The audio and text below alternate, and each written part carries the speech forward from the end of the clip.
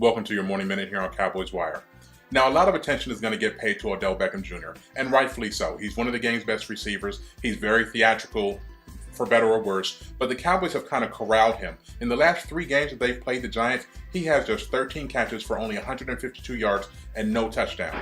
A lot of that credit goes to Mo Claiborne for the work that he does, but that's not all that there is to it. The Cowboys are very familiar with how the Giants like to use Beckham, and they've developed a way to kind of stop him.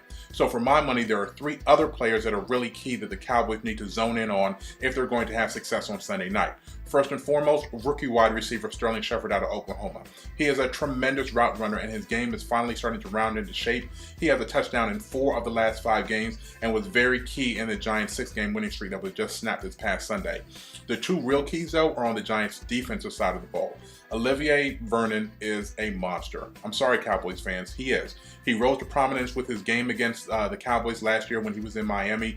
Tyron Smith's basically worst game as a professional, and after starting the year slow in sacks but still getting a lot of pressures, which lets you know that sacks aren't everything, but they are obviously a good thing, he now has 7 sacks in the last 5 games, which means that he's getting home and bringing down the quarterback. This might be the toughest defensive end that the Cowboys face on the season, and it's going to be a true test for the offensive line to see how they can perform.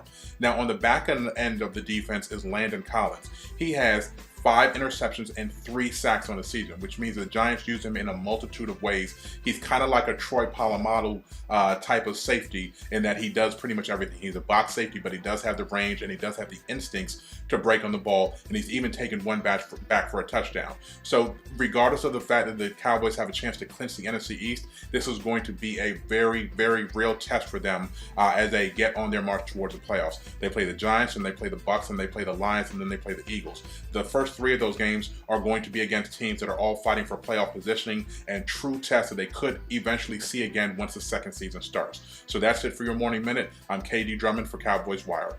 Salute.